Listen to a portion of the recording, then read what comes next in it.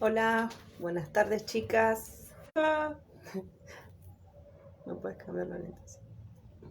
Esperemos que esté andando bien. Un placer volver a la Maratón GAPS con el libro 9. Ya nos falta poquito, un libro más. Y ansiosa esperando el 16 de junio para cuando empiece la temporada 7. A mí me tocó el capítulo 2, 3, 4 y 5, parte del 2. Y ahora voy a empezar. Tengo compañía, voy a tomar unos matecitos mientras leo. Empiezo. Brianna limpió el cañón e introdujo en el arma otro puñado de perdigones y lo hizo con fuerza para conseguir que dejara de temblarle la mano. Siento haber fallado, se lamentó. ¿Por qué? Ian la miró sorprendido. Cuando estás de caza tienes suerte si aciertas 1 de cada 10 disparos. Ya lo sabes. Además, yo también he fallado. Solo porque porque me ha caído un pavo en la cabeza, apuntó. Pero se rió. ¿Se ha estropeado la flecha? Sí, contestó, enseñándole el astil roto que había sacado de entre las rocas. Pero la punta servirá. Cortó la afilada punta de hierro y se la metió en la escarcela, tiró el astil y se levantó. Ya no tendremos otra oportunidad de disparar contra ese grupo, pero ¿qué más da, muchacha? Brian había intentado meter el escobillón por el orificio adecuado, pero no acertó y este salió volando. ¿Cómo es eso que dicen cuando uno está demasiado alterado para dispararle a un ciervo? ¿La fiebre del ciervo? Preguntó, quitándole importancia mientras iba por el escobillón. Supongo que yo tengo la fiebre del pavo. Ah, sí, contestó Ian y sonrió, aunque no le quitaba el ojo de las manos. ¿Cuánto hace que no disparas un arma, prima? No hace tanto, respondió ella con sequedad. No había esperado que volviera ese recuerdo. Hará unos 6 o 7 meses. ¿Y contra qué disparabas? Quiso saber él, ladeando la cabeza. Brianna lo miró, tomó la decisión y, metiendo el escobillón con cuidado por el sitio correcto, se volvió hacia él. Contra un grupo de hombres que se había escondido en mi casa para matarme y llevarse a mis hijos, aclaró. Las palabras, a pesar de lo directas que eran, sonaron ridículas, melodramáticas. Ian levantó sus pobladas cejas. ¿Y les diste? Parecía tan interesado que Brianna se rió a pesar del recuerdo. Daba la impresión de que le estuvieran preguntando si había cogido un pez bien grande. Pues no, le di a la rueda de su camión y a una ventana de mi casa. No los alcancé, pero al menos no nos cogieron, añadió con fingida despreocupación. Ni a mí ni a los niños. Ian asintió y aceptó lo que su prima le había dicho con una naturalidad que la habría sorprendido de haberse tratado de cualquier otro hombre. Ese es el motivo por el que estáis aquí, ¿no?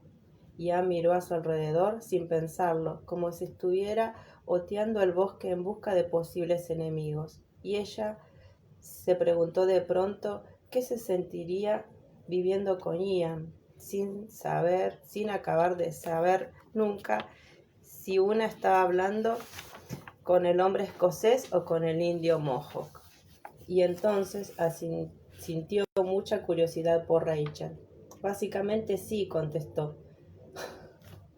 Su primo percibió su tono y fijó la mirada en ella, pero volvió a sentir.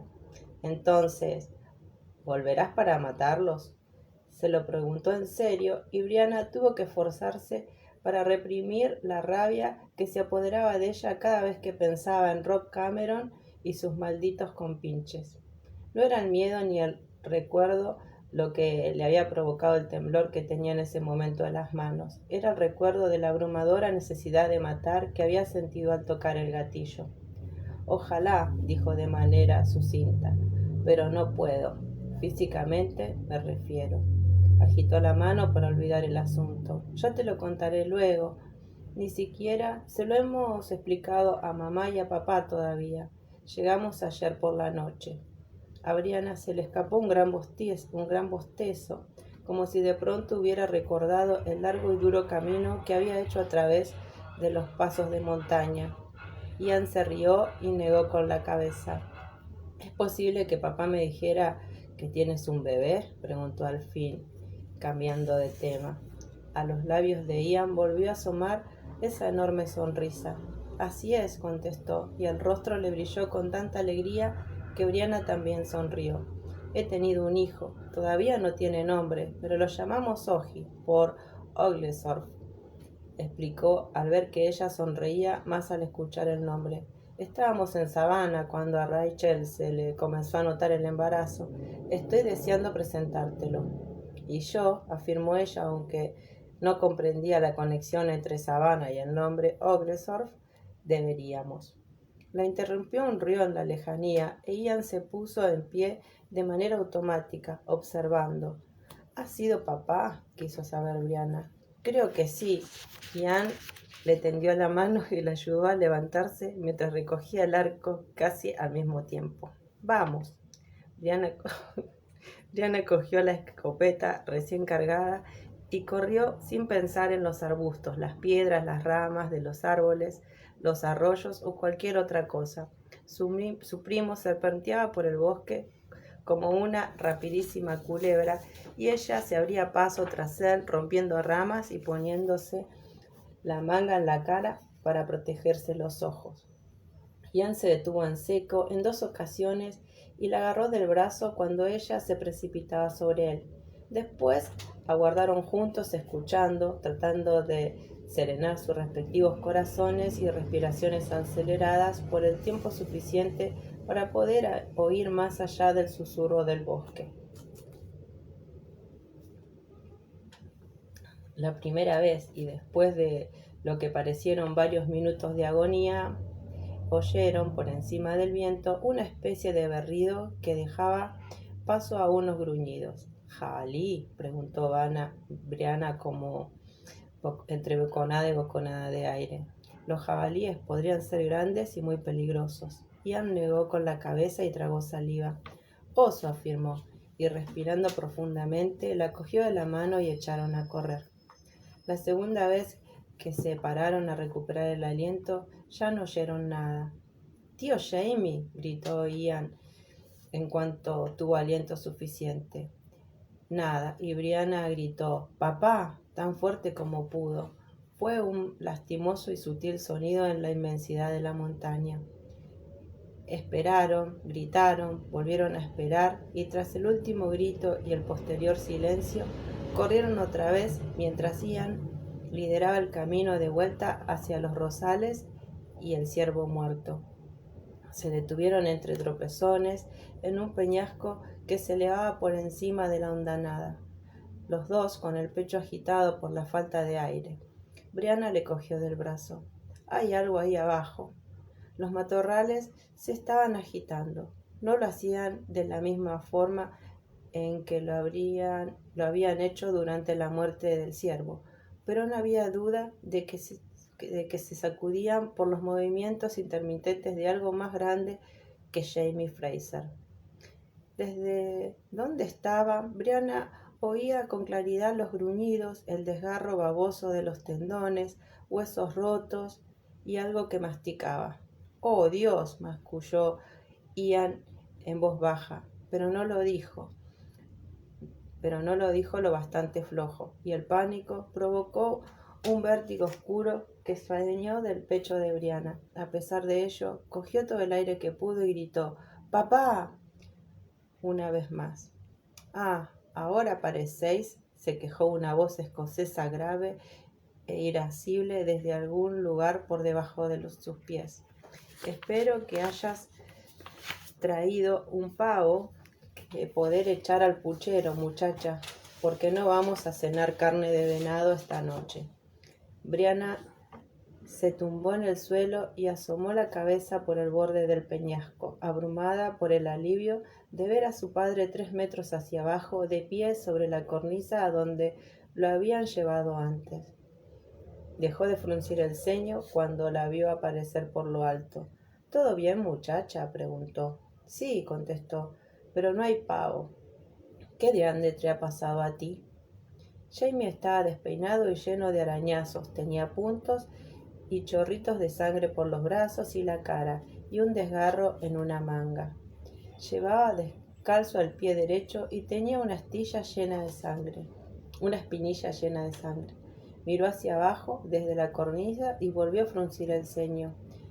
Diagan chu de cha, dijo, señalando con la barbilla hacia el alboroto de más abajo.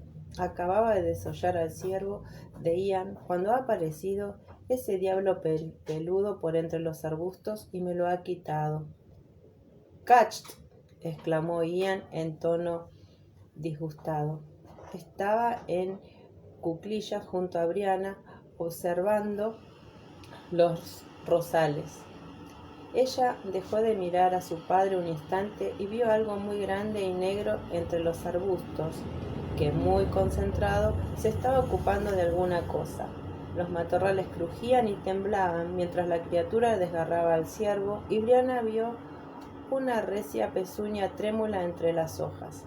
La visión de un oso, por breve que fuera, le provocó una ráfaga de adrenalina tan visceral que hizo que se pusiera completamente tensa y se mareara un poco. Respiró todo lo hondo que pudo y sintió que el sudor le resbalaba por la espalda y se le humedecían las manos contra el metal del arma. Recuperó la compostura justo a tiempo de escuchar cómo Ian le preguntaba a Jamie qué le había ocurrido en la pierna. Le he dado una patada en la cara, contestó su padre mirando con desdén hacia los arbustos. Se ha enfadado y ha intentado arrancarme el pie, pero solo ha conseguido la sandalia. Ian tembló un poco a su lado, pero fue lo bastante sensato como para no echarse a reír. Vaya, ¿necesitas ayuda para subir, tío? No, respondió Jamie con sequedad. Estoy esperando a que este Magna Gallad se marche. Tiene mi rifle. Ah, afirmó su sobrino, comprendiendo a la perfección la importancia de la situación. El rifle de su padre era una buena arma. Él mismo le había dicho que era un fusil largo de Pensilvania. Era evidente que Jamie estaba dispuesto a esperar lo que hiciera falta. Era posible que fuera mucho más terco que el oso, pensó Brianna sonriendo mentalmente. Será mejor que os vayáis, dijo Jamie mirándolos. Esto puede llevar un rato. Creo que puedo alcanzarlo desde aquí, se ofreció Brianna, valorando la distancia. No lo mataría, pero una carga de perdigones tal vez lo ahuyentaría. Su padre respondió emitiendo un sonido muy escocés y haciendo un violento gesto de prevención. Ni lo intentéis, le advirtió. Lo único que conseguirás es enfurecerlo. Y si yo he podido bajar por ahí, no hay duda de que esa bestia podrá subir. Marchaos, que ya tengo tortícolis de tanto mirar hacia arriba para hablar con vosotros. Bree miró a Ian de reojo y él asintió brevemente, dándole a entender que comprendía muy bien sus reticencias a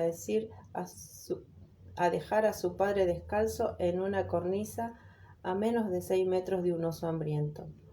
Te haremos compañía un rato, anunció Ian, y antes de que Jamie pudiera objetar, su sobrino ya se había agarrado a un recio pino joven y se había encaramado a la pared del peñasco, y allí sus mocasines enseguida encontraron donde apoyarse.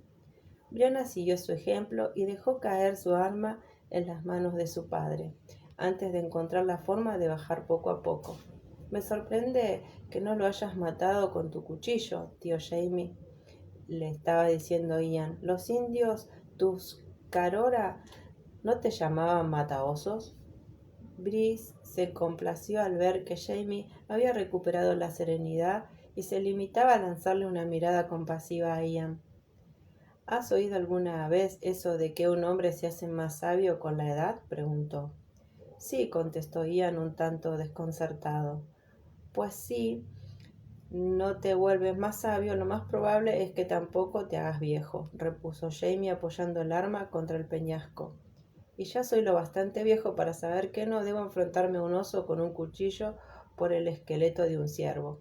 ¿Llevas algo para comer, muchacha? Que se había olvidado una pequeña bolsa que llevaba colgada al hombro, pero entonces la cogió y rebuscó en su interior para sacar unas tortitas de avena y un poco de queso seco que le había ofrecido Amy Higgins. Siéntate, le dijo, dándole la comida a su padre. Quiero echarle un vistazo a tu pierna. No es nada, contestó él, pero o bien tenía demasiada hambre como para comenzar a discutir, o sencillamente se había acostumbrado a aceptar las atenciones médicas no deseadas de su madre, pero se sentó y estiró la pierna herida. Tan como había dicho, no era grave, aunque tenía una buena hendidura en la pantorrilla con un par de largos arañazos al lado. Esos últimos era posible que lo produjeran cuando Jamie había sacado el pie de la boca del oso. Pensó, mareándose un poco al imaginarlo. No llevaba nada de utilidad excepto un gran pañuelo, pero lo empapó con el agua helada del reguero que brotaba por la pared del peñasco y le limpió la herida lo mejor que pudo. ¿Se podía coger el tétanos por la mordedura de un oso?, se preguntó mientras limpiaba y aclaraba el pañuelo. Brianna se había asegurado de que sus hijos estaban al día de las vacunas, pero la inmunización para el tétanos solo duraba ¿cuánto? ¿10 años? ¿Algo así? Todavía le salía sangre de la herida, pero no a borbotones. Escurrió el pañuelo y se lo ató con fuerza, pero sin apretar demasiado alrededor de la pantorrilla. «Tapad lead a Grait», le dijo Jamie y le sonrió. «Tu madre no lo habría hecho mejor. Toma». Le había guardado 2 tortitas y un trozo de queso. Brianna se apoyó en el peñasco entre Ian y él, sorprendida de descubrir que estaba hambrienta e incluso más asombrada de advertir que estaban charlando justo al lado de un enorme animal carnívoro que, sin duda, podría matarlo a los 3. «Los osos son perezosos», afirmó Ian cuando notó hacia dónde estaba mirando. «Si él es un macho, tío. Si tiene un buen ciervo, no se molestará en trepar hacia aquí para un pequeño tentespié. Y por cierto», Ian se inclinó hacia adelante para dirigirse a Jamie, «¿se ha comido tu sandalia?» «No me he quedado a mirar», repuso él, que daba la impresión de que se había calmado gracias a la comida, «pero tengo la esperanza de que no lo haya hecho. A fin de cuentas, si uno tiene una buena pila de entrañas de ciervo calentitas, ¿para qué se va a entretener con un trozo de cuero viejo? Los osos no son tontos». Ian asintió, volvió a apoyarse en el peñasco y se frotó los hombros suavemente contra la pierna caliente por el sol. «Bueno, prima», se dirigió a Bri, «me has dicho que ibas a contarme cómo es que has regresado a casa y cómo es posible que tengamos que estar aquí un buen rato». Hizo un gesto con la cabeza en dirección a los ruidos rítmicos producidos por los desgarros y la masticación que procedían de más abajo. De pronto se le hizo un nudo en el estómago y su padre, al ver la cara que había puesto, le dio unas palmaditas en la rodilla. «No te preocupes, Aleanan, ya habrá tiempo. Quizá prefieras contárselo a todo el mundo cuando Roger Mac esté contigo». Brianna vaciló un momento. Lo había visualizado muchas veces, explicarle a sus padres toda la historia. Se había visto a sí misma y a Roger contándosela juntos por turnos, pero cuando vio la intensa mirada de los ojos de su padre, en ese momento fue consciente de de que no podría haber narrado su parte con absoluta sinceridad delante de Roger. No podía haber narrado delante de Roger, ni siquiera se lo había explicado todo a él cuando había vuelto a verlo, al descubrir lo furioso que se había puesto con los detalles que sí había compartido con él. No, repuso poco a poco, puedo contártelo ahora, al menos mi parte. Y después de tragarse las últimas migajas de la tortita de avena con un poco de agua, empezó a hablar. Sí, su madre conocía a los hombres, pero a ver cómo Ian apretaba el puño que tenía apoyado sobre la rodilla, y al escuchar el grave e involuntario rugido que hizo su padre cuando descubrió cómo Rob Cameron lo había arrinconado en el estudio del álibro, no le explicó lo que había dicho, las vulgares amenazas, las órdenes, y tampoco lo que ella había hecho, quitarse los vaqueros cuando él se lo ordenó, para después golpearlo en la cara con la áspera tela de los pantalones justo antes de derribarlo y tirarlo al suelo. Sí, que mencionó cómo le había roto la caja de madera de las cartas en la cabeza, y los dos emitieron pequeñas exclamaciones de satisfacción. ¿De dónde salió esa caja?, se interrumpió para preguntárselo a su padre. Roger la encontró en el garage de su padre adoptivo. El garage es el sitio donde uno aparca el coche, añadió cuando vio la cara de confusión que había puesto Jamie. Es igual a una especie de cobertizo, pero siempre nos preguntamos dónde lo guardarás entonces. Ah, ¿te refieres a eso? Jamie relajó la expresión. Roger Mark me explicó que su padre era sacerdote y que había vivido muchos años en su casa parroquial de Inverness. Hicimos 3 cajas, aunque nos costó un poco copiar todas las cartas, y yo las mandé sellar y enviar a 3 bancos diferentes de Edimburgo, con instrucciones de que en tal y tal año cada caja debía enviarse al reverendo Wakefield, a la casa parroquial de Inverness. Esperábamos que al menos una apareciera. Puse el nombre completo de Jenny en cada una de las cajas, pensando que significaría algo para ti, pero para nadie más. Pero continúa, golpeaste a Cameron con la caja y entonces... No lo dejé inconsciente, pero conseguí esquivarlo y llegar al salón. Así que corrí hasta el perchero. No es igual que el de tus padres, le dijo a Ian, y entonces recordó lo que se decía en una de las últimas cartas. Oh, Dios, tu padre, Ian, lo siento mucho. Ah, sí, dijo él bajando la mirada. Brianna le agarró el antebrazo y él posó su enorme mano sobre la de ella y se la estrechó un poco. No te preocupes, Aníbal. Lo siento conmigo de vez en cuando. Y el tío Jamie me trajo a mi madre de Escocia. Oh, Jesús, mi madre no sabe que estás aquí.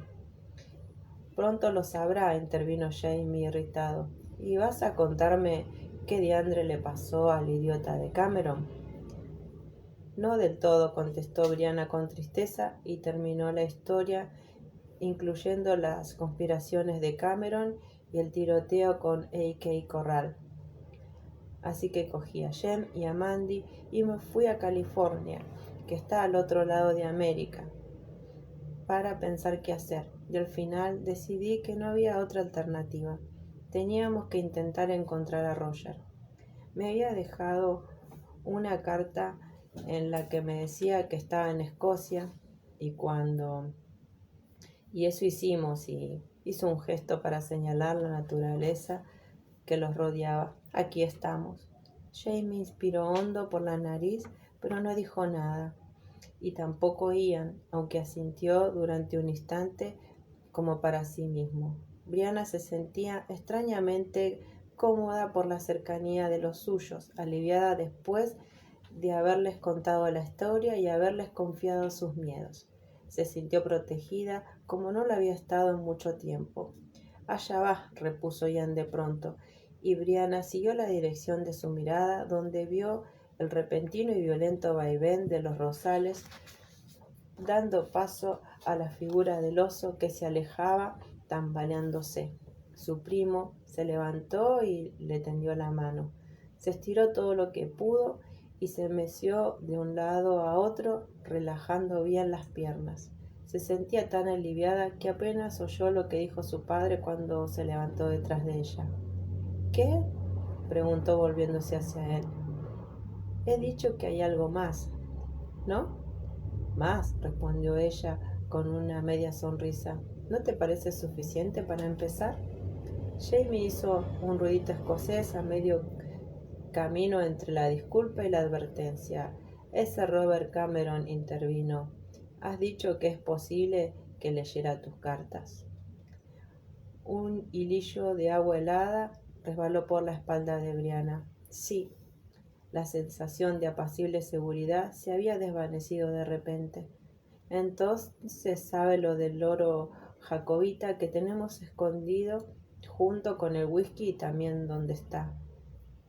Y si él lo sabe, también lo saben sus amigos. Y tal vez él no pueda viajar a través de las piedras, pero quizás haya quien sí pueda hacerlo. También le clavó sus ojos azules. Jamie le clavó sus ojos azules. Tarde o temprano aparecerá alguien husmeando por aquí. Capítulo 3. Rústico, rural y muy romántico. Apenas había amanecido, pero Jamie ya hacía tiempo que se había marchado. Yo me había despertado un momento cuando me besó en la frente, me susurró que se iba a casar con Brianna, después me besó en los labios y desapareció en la gélida oscuridad.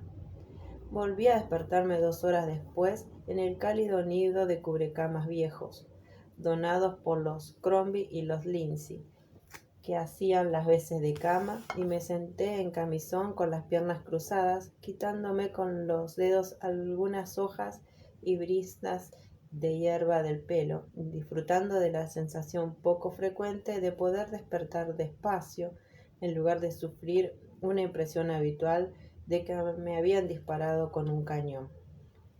Supe, con una pequeña y agradable punzada de emoción, que cuando la casa fuera habitable y los Mackenzie, junto con Fergus y Germain, el hijo de Marsali, y Fanny, una huérfana que se había quedado con nosotros tras la horrible muerte de su hermana, se hubiera acomodado en ella, las mañanas volverían a parecerse al éxodo de murciélagos de las cavernas de Carlsbad, que había visto en una ocasión en un documental sobre naturaleza. Sin embargo, por el momento, el mundo era maravilloso y reinaba la paz. Una mariquita muy roja cayó de mi pelo y aterrizó en el pecho de mi camisón, lo que puso fin a mis cavilaciones. Me levanté de un salto y me sacudí el bicho, que aterrizó en las hierbas altas junto al gran tronco. Me interné entre los arbustos en busca de un poco de privacidad y salí con un puñado de menta silvestre. En el cubo quedaba agua suficiente para prepararme una taza de té, así que dejé la menta sobre la superficie lisa que ya me había unido a uno de los extremos de un enorme tronco de álamo para que hiciera las veces de encimera y donde poder preparar la comida, y fui a encender el fuego y a colocar la tetera dentro del círculo de piedras tiznadas de negro. Al otro lado del claro, más abajo, una fina espiral de humo se elevaba de la chimenea de los Higgins como una serpiente saliendo de un cesto de encantador. Alguien había reavivado también el fuego dormido. ¿Quién sería la primera persona en visitarme esta mañana? Tal vez Germain.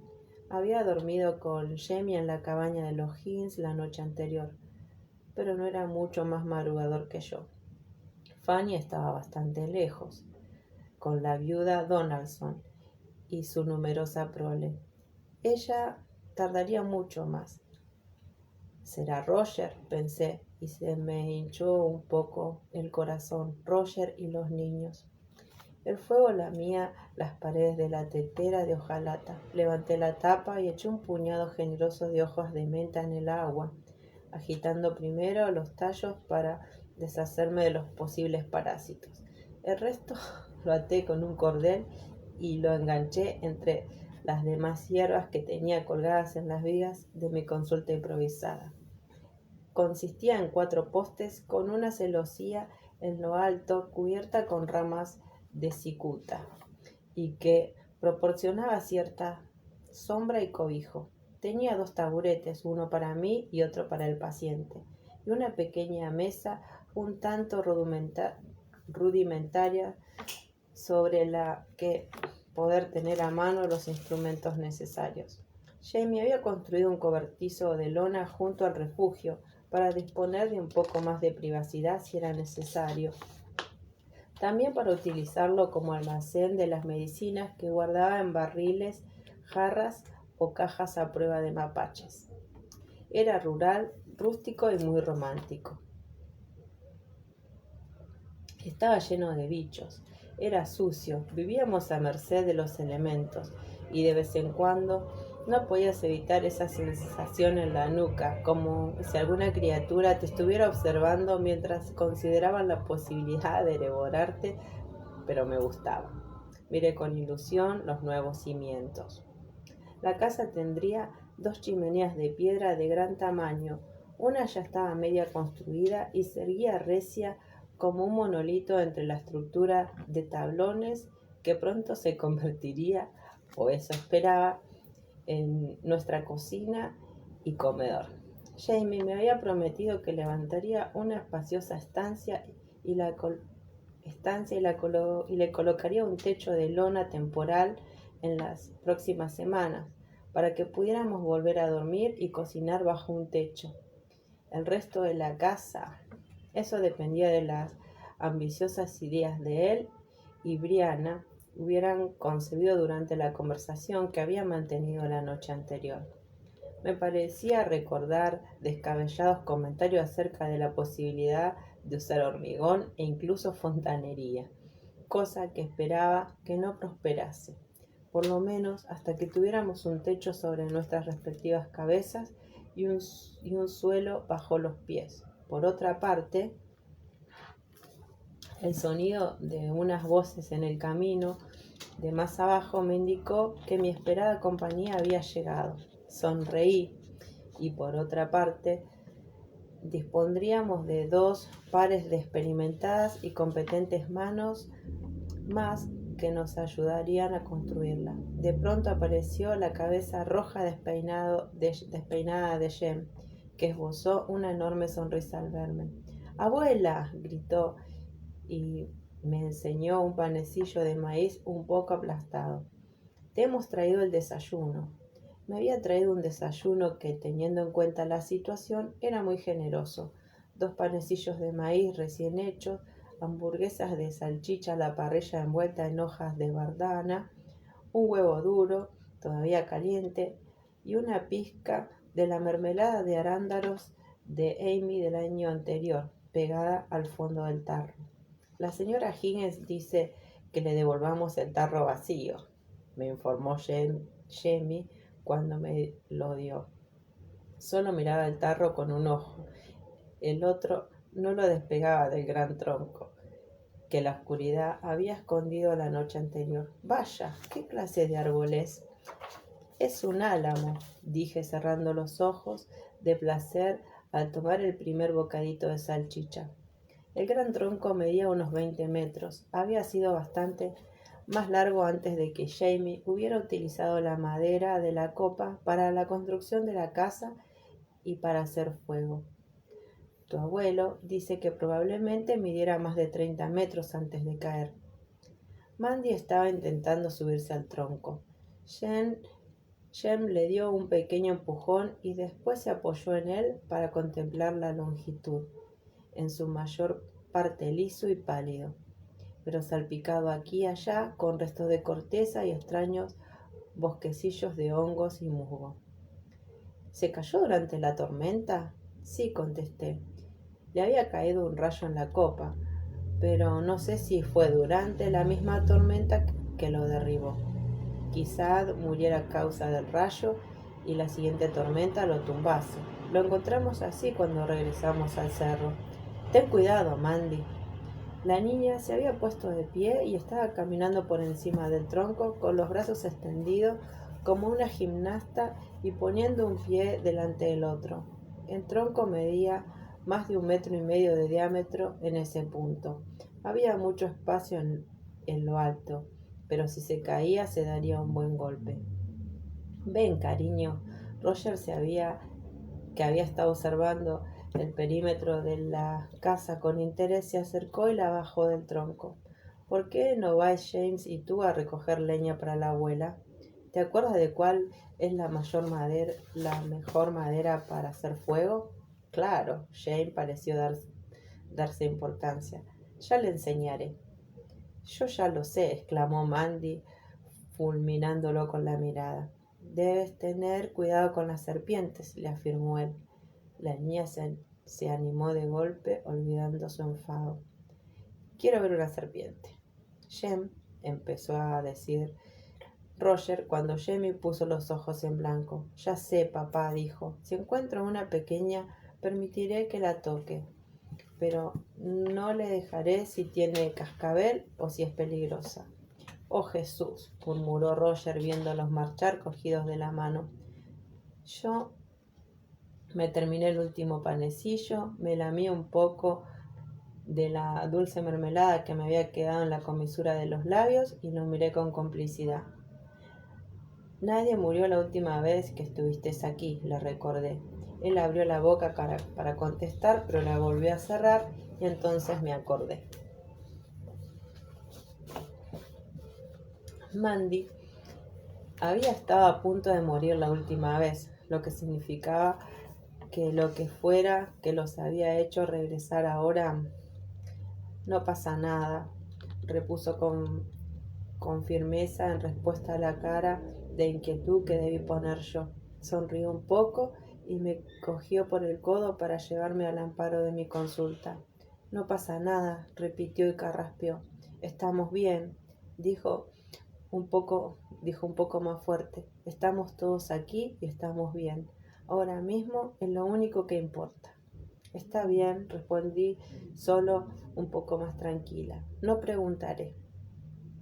Roger se rió y la luz moteada hizo que su rostro castigado volviera a parecer joven. Os lo explicaremos, me aseguró, pero en realidad la mayor parte es cosa de Bree. Debería contarlo ella. Me pregunto qué estarán cazando ella y Jamie. Probablemente se estarán cazando el uno al otro, comenté sonriendo. Siéntate. Le toqué el hombro para indicarle que se volviera hacia el taburete. El uno al otro. Roger se acomodó en el taburete, flexionando las piernas. A veces, cuando hace mucho tiempo que no ves a alguien, es difícil saber qué decir o cómo hablar, en especial cuando esa persona es importante para ti. Tardas un poco en volver a sentirte cómodo. Es más fácil si estás ocupado con algo. Déjame echarle un vistazo a tu cuello. ¿Quieres? Todavía no sé si no te sientes cómoda hablando conmigo, me preguntó con delicadeza. Oh, sí, le aseguré. Los médicos nunca tienen problemas para hablar con las personas. Empezamos pidiéndole que se quiten la ropa y así rompemos el hielo. Para cuando hemos terminado de tocarlas y curiosear en sus orificios, la conversación suele ser bastante animada, incluso relajada. Se rió, pero sin darse cuenta, se había llevado la mano al cuello de la camisa y tiraba de la tela juntando los extremos. A decir verdad, afirmó tratando de ponerse serio, solo hemos venido por la niñera gratis. En los últimos 4 meses no nos hemos separado de los niños más de 2 metros. Volvió a reírse, después se atragantó un poco y terminó con un pequeño ataque de tos. Posé la mano sobre la suya y sonreí. Él me devolvió la sonrisa, aunque lo hizo con menos seguridad que antes, y retirando la mano, se desabrochó rápidamente la camisa y se apartó el pañuelo del cuello. Carraspeó con fuerza. No te preocupes, le dije, se te ve mucho mejor que la última vez que te vi. En realidad era cierto, y eso me sorprendía bastante. Seguía teniendo la voz entrecortada, áspera y ronca, pero ya no necesitaba esforzarse tanto para hablar y ya no parecía que ese esfuerzo le provocara un dolor constante. Roger alzó la barbilla y yo levanté las manos con cuidado para palpearle el cuello con los dedos, justo por debajo de la mandíbula. Se acababa de afeitar, tenía la piel fría y un poco húmeda, y percibí un ligero olor al jabón para afeitar que yo había hecho para Jamie, perfumada con bayas de enebro. Jamie debía de habérselo llevado a primera hora de la mañana. Me conmovió la ceremonia que creía advertir en ese pequeño gesto, y me enterneció mucho más la esperanza que vi en los ojos de Roger, una esperanza que trataba de ocultar. Conocí a un doctor, dijo con voz ronca, en Escocia. Se llamaba Héctor McEwan. Era uno de los nuestros. Dejé de mover los dedos y el corazón se me detuvo. ¿Te refieres a que era un viajero? Asintió Roger. Tengo que hablarte de él, sobre lo que hizo. Pero eso puede esperar. ¿Lo que hizo? Repetí. ¿Te referías a lo que te hizo a ti? Sí, pero primero fue lo que le hizo a Buck. Estaba a punto de preguntarle qué le había ocurrido a Buck cuando de pronto me miró a los ojos muy decidido. ¿Alguna vez has visto la luz azul?, me preguntó. Me refiero cuando tocas a alguien con un propósito médico, para curarlo. Se me puso la piel de gallina en los brazos y el cuello, y tuve que apartar los ojos de su garganta porque me temblaban. A mí no me ha pasado, repuse con cautela, pero lo he visto una vez. Y lo estaba volviendo a ver, tan claro en mi mente como lo fue entre las sombras de mi cama en el hospital de Senge, cuando perdí a Faye después del aborto y me estaba muriendo de fiebre puerperal, cuando el maestro Raymond había posado las manos sobre mí y yo había visto cómo los huesos de mi brazo emitían una luz azul a través de la piel. Solté la visión como lo haría con un plato caliente y me di cuenta de que Roger me estaba estrechando la mano. No pretendía asustarte, me dijo. No estoy asustada, contesté sinceramente a medias. Solo estoy impresionada. Hacía años que no pensaba en ello. Yo me asusté muchísimo, confesó, y me soltó la mano. Después de hacer lo que le hizo al corazón de Buck, yo tenía miedo de hablar con él, pero sabía que debía hacerlo, y cuando lo toqué para detenerlo porque lo estaba siguiendo por un camino, se quedó de piedra.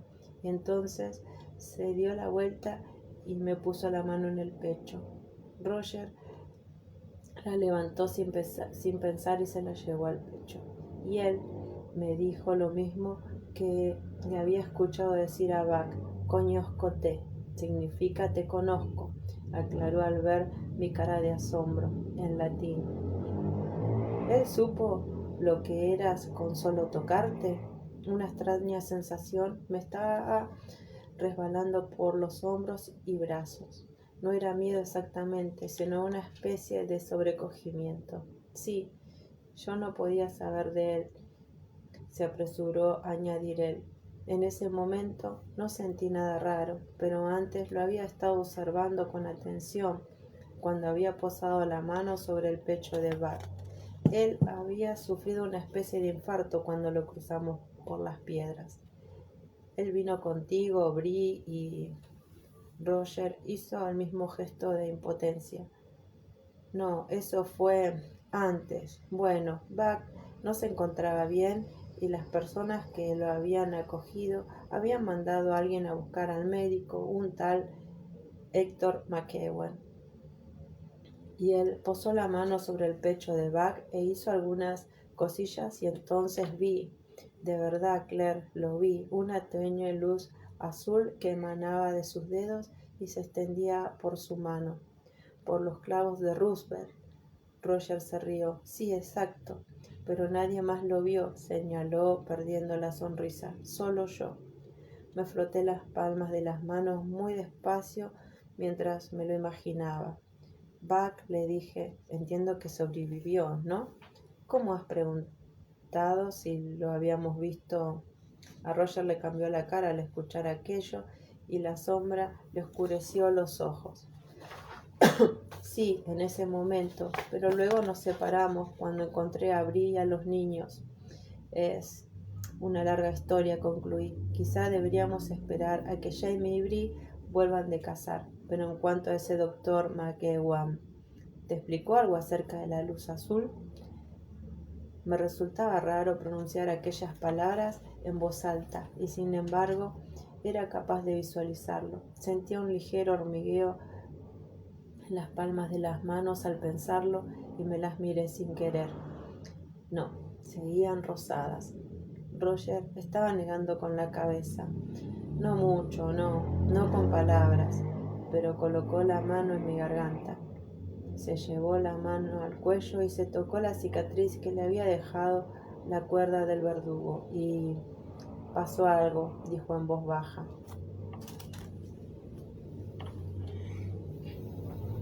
Capítulo 4. Las mujeres se enfadarán.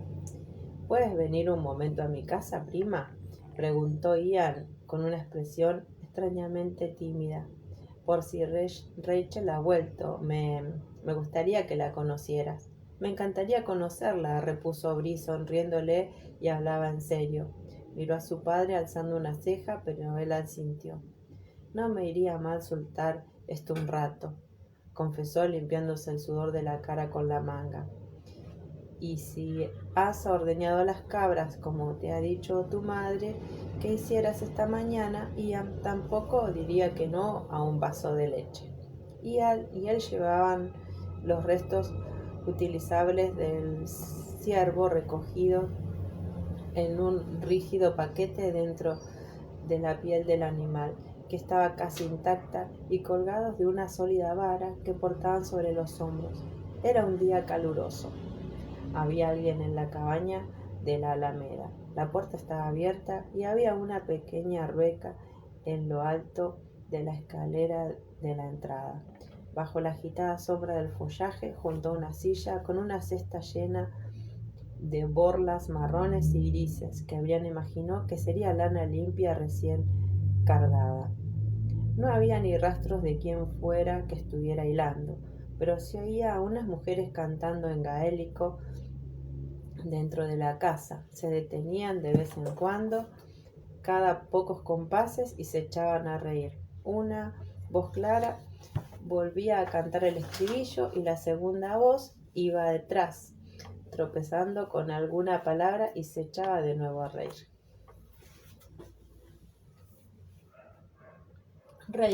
Jamie sonrió al escucharlas. Jenny le estaba enseñando el giggling a la pequeña Rachel. Aclaró innecesariamente. Déjalo aquí, Ian, señaló con la cabeza la sombra que había bajo el tronco. Las mujeres se enfadarán si llenamos la casa de moscas.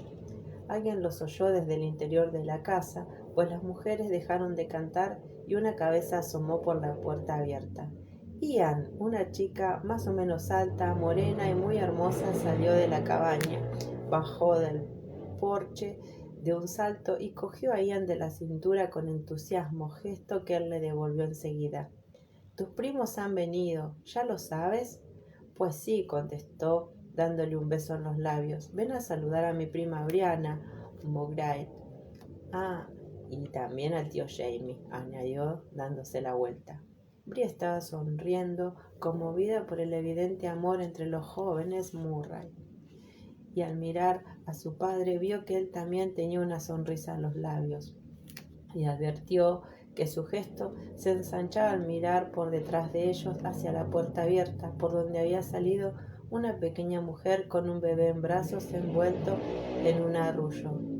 «¿Quién?», empezó a decir ésta, pero entonces miró a Brianna y se quedó con la boca abierta. «¡La Virgen!», exclamó con delicadeza, pero su mirada era cálida, azul y entornada como la de Jamie, y le estaba sonriendo a Brianna. «Han llegado los gigantes. Dicen que tu marido también ha venido y que es incluso más alto que tú, muchacha.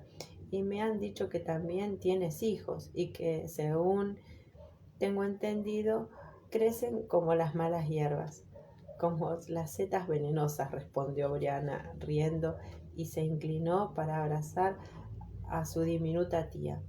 Jenny olía a cabra, lana fresca, gachas de avena y tostadas de pan de levadura de cerveza, y también percibió una ligera fragancia en su cabello y en su ropa, que Brie había olvidado hacía mucho tiempo, pero que reconoció enseguida cuando el jabón de Jenny había hecho en Lallybroch, con miel, lavanda y una hierba de las Highlands que no tenía traducción en su idioma.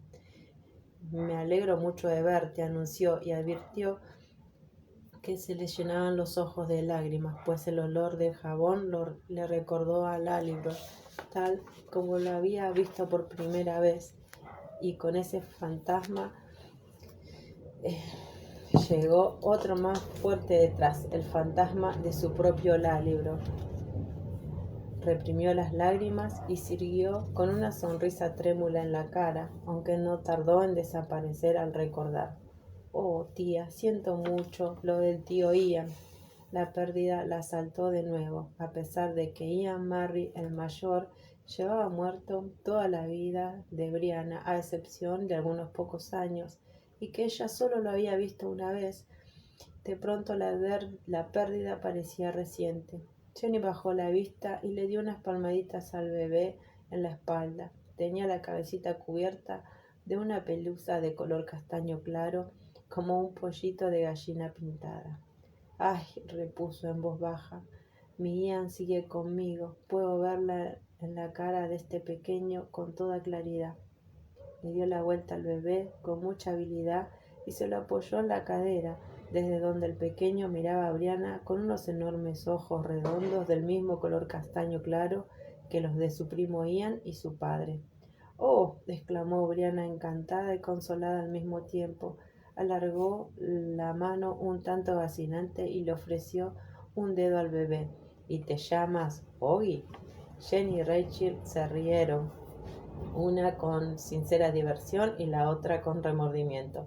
«Me temo que todavía no hemos conseguido encontrarle el nombre adecuado», la informó Rachel, tocándole el hombro con suavidad. Oggy se volvió hacia la voz de su madre y siguió girando al mismo tiempo que se despegaba poco a poco de los brazos de Jenny, como un oso perezoso irremediablemente atraído por una fruta dulce. Rachel lo cogió en brazos y le acarició la mejilla. El niño se volvió de nuevo muy despacio y empezó a succionarle el nudillo a su madre.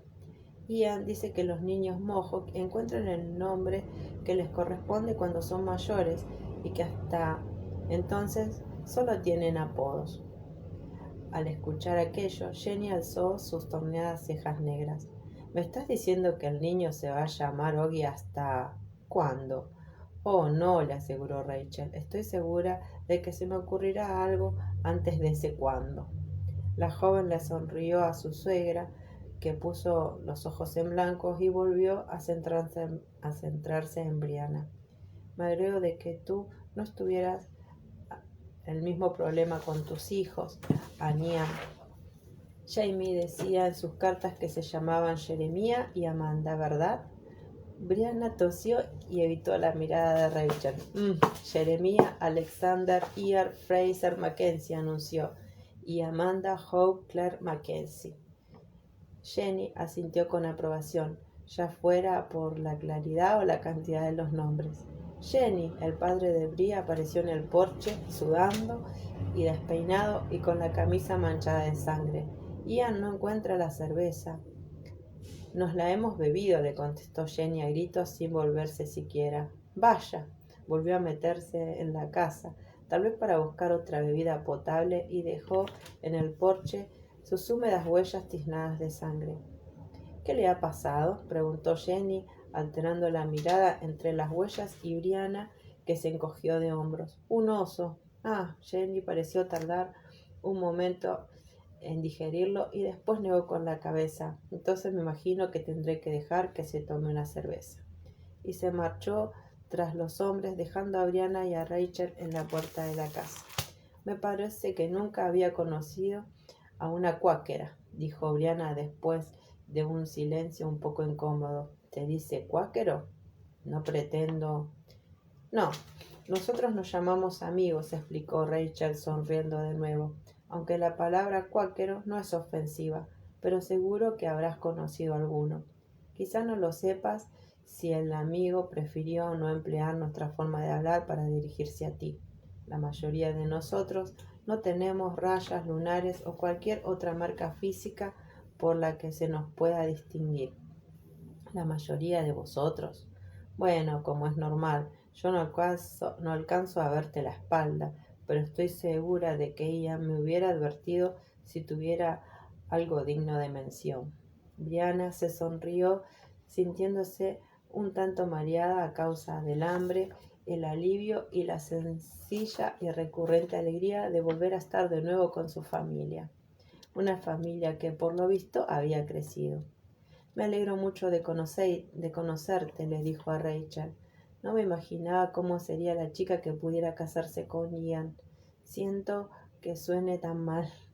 No, ya te entiendo, la tranquilizó Rachel. Yo tampoco me imaginaba casándome con un hombre como él, y sin embargo, ahí está, en mi cama cada mañana.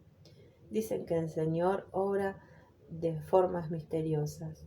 Entra en casa, añadió cambiándose de posición a Oji. Yo sé dónde está el vino. Capítulo 5. Reflexiones sobre un ioides. Todo empieza in medias res, y si tiene suerte termina igual. Roger tragó saliva y yo advertí el movimiento de su laringe bajo los dedos. Tenía la piel del cuello fría y suave, justo por donde yo lo estaba tocando, aunque notaba el roce de su barba incipiente en el nudillo justo por debajo de su mandíbula. ¿Eso es lo que dijo el doctor McEwan?, inquirí con curiosidad. Me preguntó a qué se referiría. Roger tenía los ojos cerrados. Todos mis pacientes solían cerrar los ojos cuando los examinaba, como si necesitaran conservar cierta intimidad. Pero al escucharme decir aquello los abrió y vi su impresionante color verde iluminado por el sol de la mañana. Se lo pregunté, me dijo que, por lo que él había observado, nada empezaba o se detenía de verdad, que las personas piensan que la vida de un niño comienza al nacer, pero que era evidente que no era así. Todos podemos ver cómo se mueve en el útero y los bebés prematuros a veces viven durante un tiempo y se nota que están vivos en todos los sentidos, incluso aunque no puedan sustentar la vida. Ahora era yo quien había cerrado los ojos, no porque la mirada de Roger me resultara inquietante, sino para concentrarme en las vibraciones de sus palabras. Deslicé los dedos y lo palpé un poco más abajo. Bueno, en eso tienes razón, opiné, imaginándome la autonomía interior de la garganta mientras hablaba. Cuando los bebés nacen, ya han hecho un largo recorrido, todos sus procesos, excepto el de respirar. Empiezan a funcionar mucho antes de su nacimiento, pero sigue siendo un comentario bastante enigmático. Sí que lo fue. Roger tragó saliva de nuevo y yo noté la caricia de su aliento en mi antebrazo desnudo. Le insistí un poco porque era evidente que lo había dicho a modo de explicación, o al menos fue la mejor explicación que podía dar. Sin embargo, no lo podrá describir qué haces exactamente cuando curas a alguien, ¿verdad? Sonreí sin abrir los ojos. Podría intentarlo, pero hay un error implícito en esa afirmación. En realidad yo no curo a nadie, se curan solos. Yo solo los acompaño.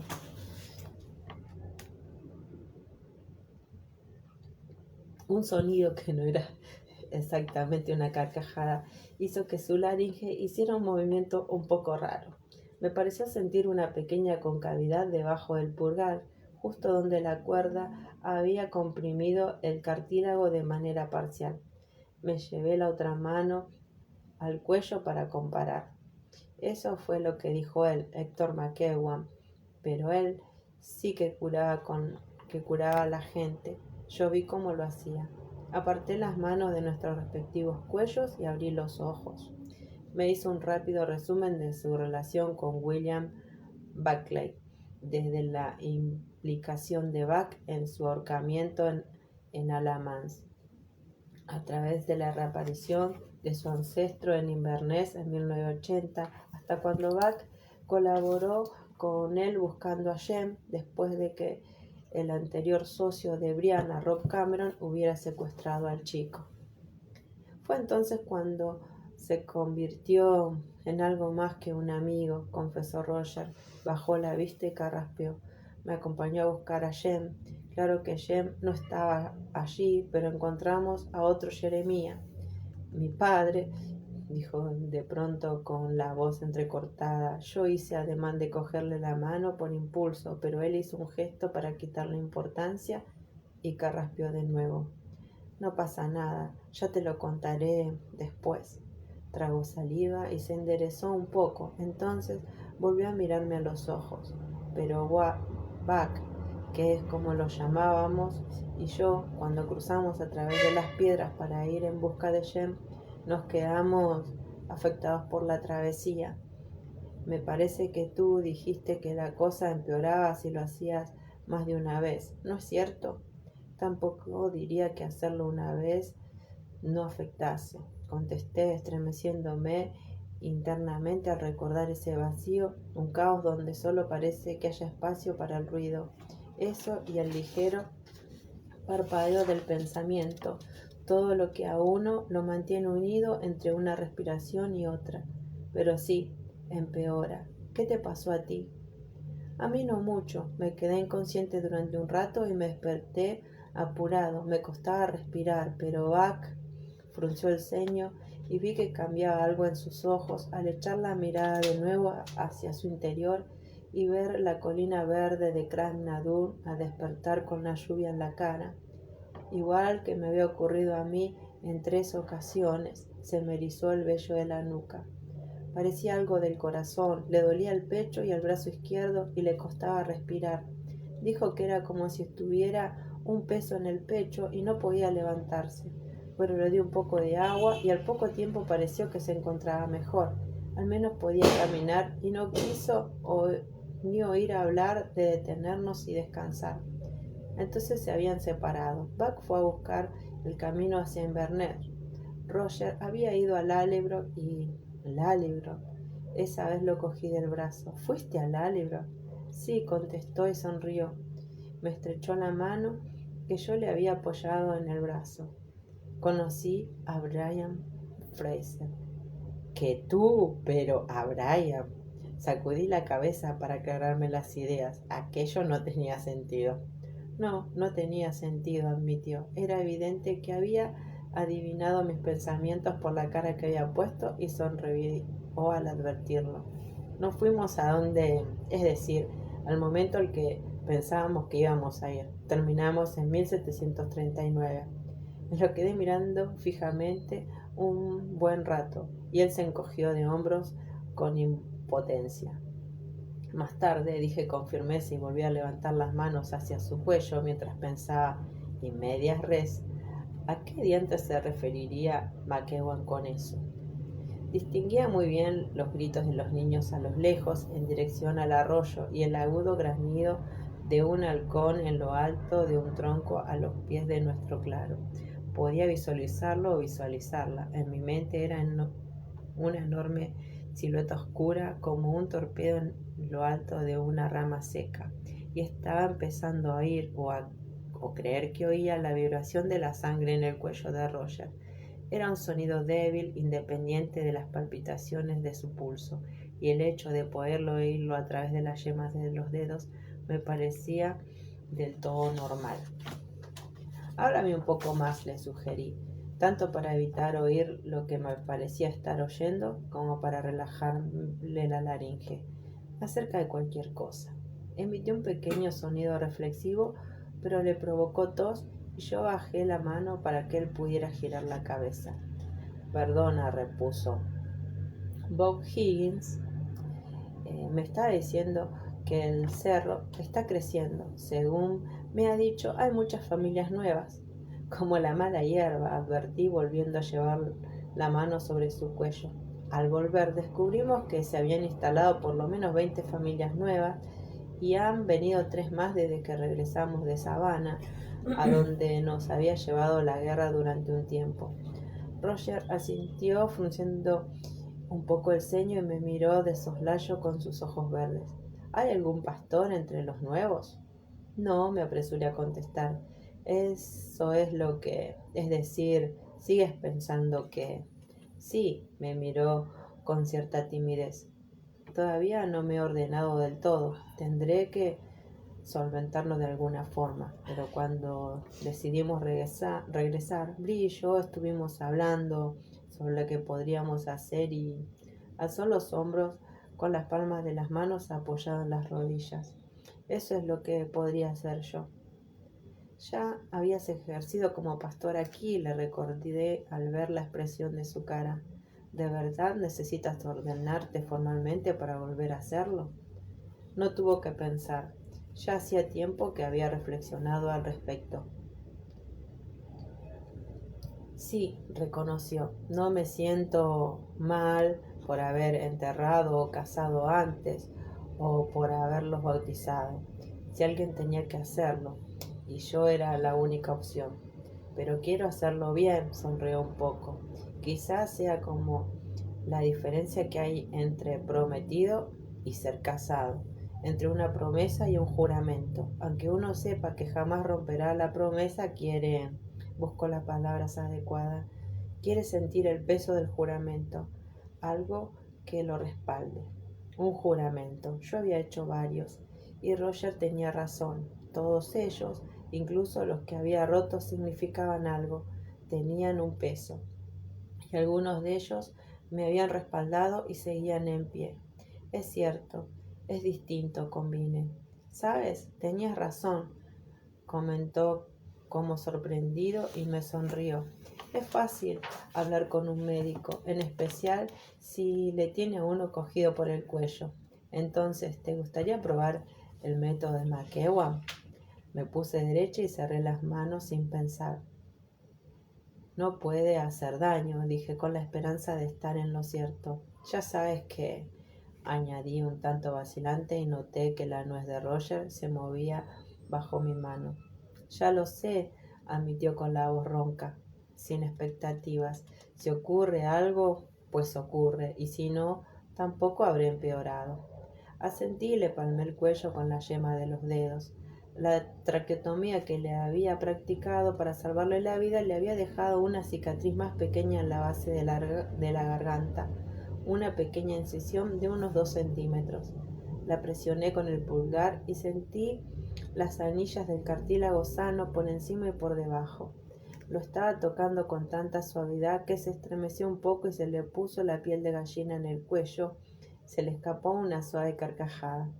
Alguien ha pasado por encima de mi futura tumba, comentó, refiriéndose a la leyenda que empleaban en esa época para explicar el origen de los escalofríos. Más bien parece que te ha pisoteado la garganta, contesté sonriendo. Explícame otra vez lo que dijo el doctor McEwan, todo lo que recuerdes.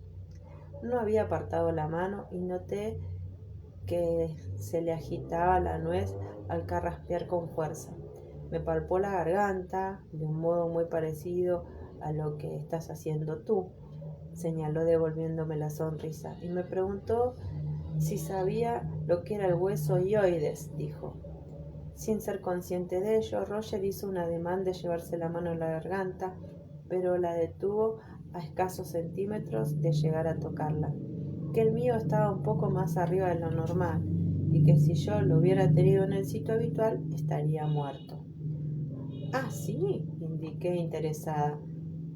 Le apoyé el pulgar justo por debajo de la mandíbula y le dije, traga por favor. Hizo lo que le pedía y yo me tomé mi propio cuello y tragué saliva mientras palpeaba el suyo. Vaya, exclamé.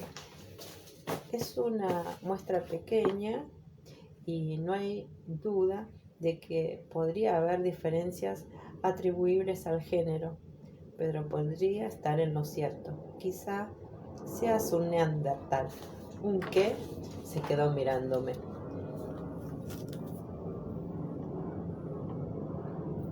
Es una broma, le aseguré.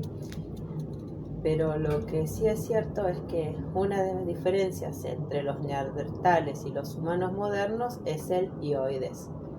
Muchos científicos dicen que no tenían y que por lo tanto no podían hablar, pero mi tío Lam afirmaba: si necesita uno de estos para poder hablar con coherencia, añadía al ver su mirada de sorpresa, no muevas la lengua. Mi tío no creía que fueran mudos, por lo que debían tener el hioides en una posición distinta.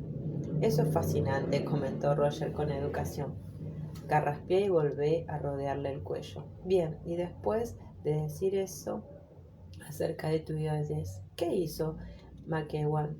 ¿Cómo te tocó directamente? Roger echó la cabeza un poco hacia atrás y levantando las manos, recolocó la mía, desplazándola un poco hacia abajo y separándome un poco más los dedos. Más o menos así, me indicó, y yo advertí con mi mano que mi mano cubría o como mínimo tocaba las principales estructuras de su garganta, desde la laringe hasta el hioides. Y entonces yo estaba prestando mucha atención, no al sonido de su voz, sino a las sensaciones que percibía en su carne.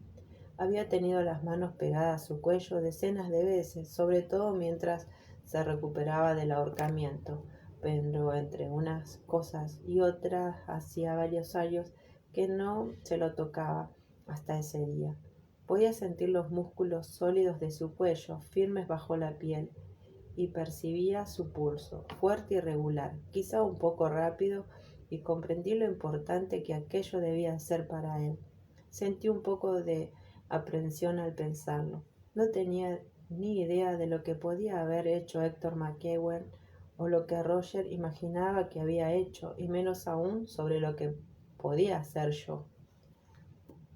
Es solo que sé la sensación que debía tener al tomar una laringe sana, y sé la sensación que tengo al palpar la tuya, y coloco los dedos en tu cuello e imagino cómo debería sentirla.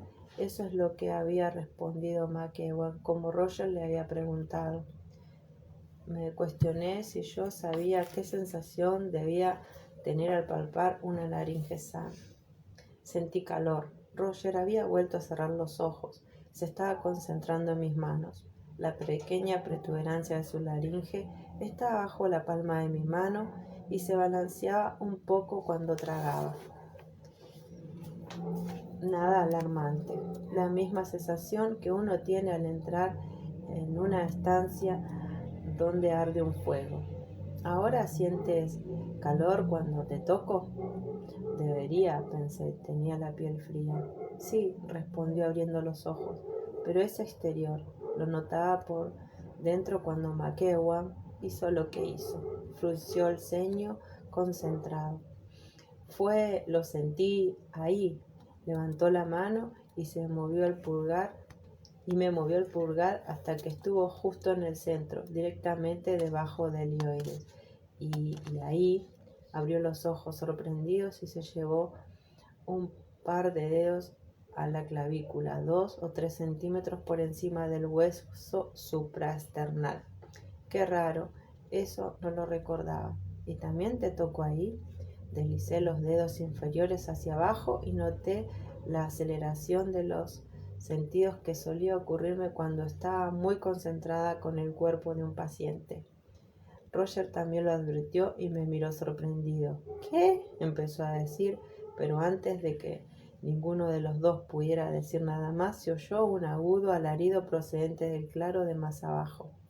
Un grito llegó seguido de una confusión de voces infantiles, más aullidos, y a continuación la reconocible voz de Mandy, que gritaba de manera apasionada: eres malo, eres malo, eres malo y te odio. Eres malo y vas a ir al infierno. Roger se levantó de golpe. Amanda, gritó, ven aquí ahora mismo. Por encima de su hombro pude ver a Amanda con una mueca de rabia en la cara, tratando de alcanzar a su muñeca Esmeralda, que Germain tenía cogida de un brazo y balanceaba justo por encima de la cabeza de la niña y bailaba para evitar que Amanda consiguiera darle una patada. Germain levantó la vista sobresaltada y Amanda lo atizó en la espinilla con todas sus fuerzas. La niña llevaba unas sólidas botas de media caña y el crujido del impacto se oyó con claridad, aunque enseguida desapareció bajo el aullido de dolor de Germain. Jamie, que parecía asustado, cogió a Esmeralda, se la dio a Amanda y tras lanzar una mirada cargada de culpabilidad por encima del hombro, salió corriendo hacia el bosque con Germain que lo seguía cojeando. —¡Jeremía! —gritó Roger—, detente ahora mismo. Jen se paró en seco, como si le hubiera alcanzado un rayo mortal. Germain no se detuvo y desapareció por entre los matorrales. Yo había estado mirando a los chicos, pero un ligero ruido estrangulado hizo que me volviera con rapidez hacia Roger. Se había puesto pálido y se estaba agarrando el cuello con ambas manos. Le cogí el brazo. —¿Estás bien? —Yo no sé —susurró con voz ronca, pero me dedicó una escueta sonrisa dolorida—. Creo que es como si me hubiera dislocado algo.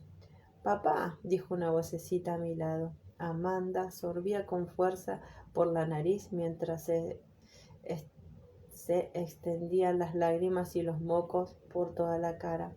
—¿Estás enfadado conmigo, papá? Roger respiró hondo y tosió y se inclinó hacia adelante agachándose para cogerla en brazos.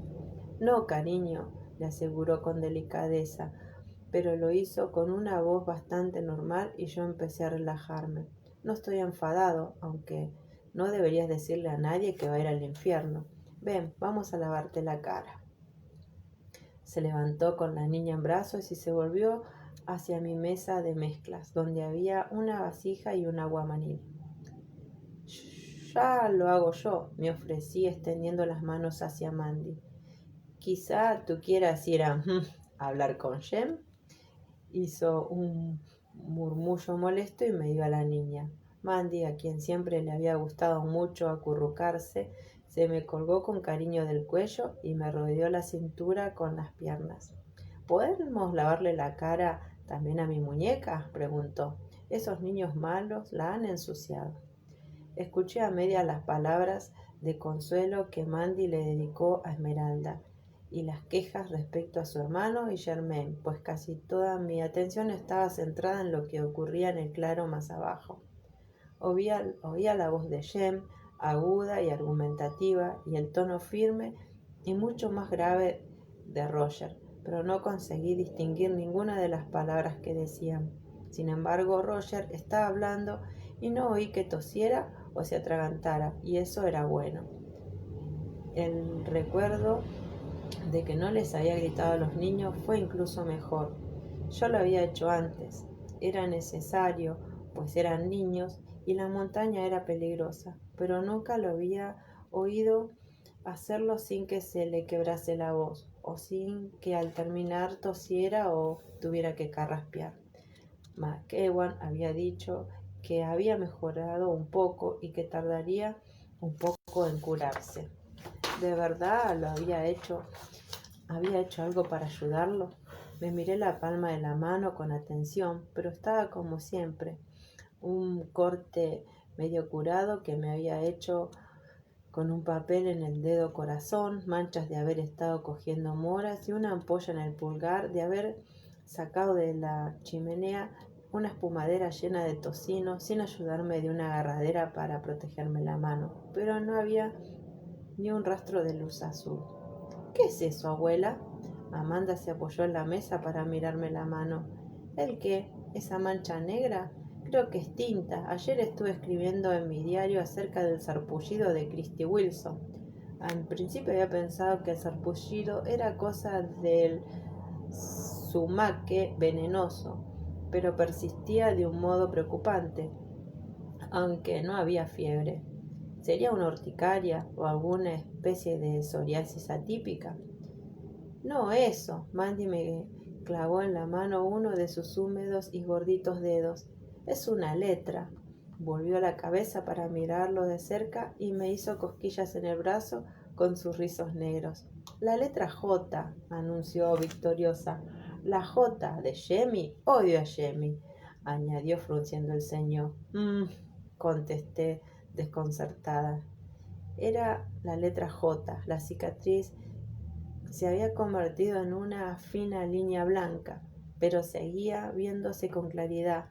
Se incidía la luz en ella. Se trataba de la cicatriz que me había hecho Jamie cuando la había dejado en Culloden. La había dejado para que muriera mientras yo cruzaba las piedras para salvar a su desconocida hija nonata, nuestra hija.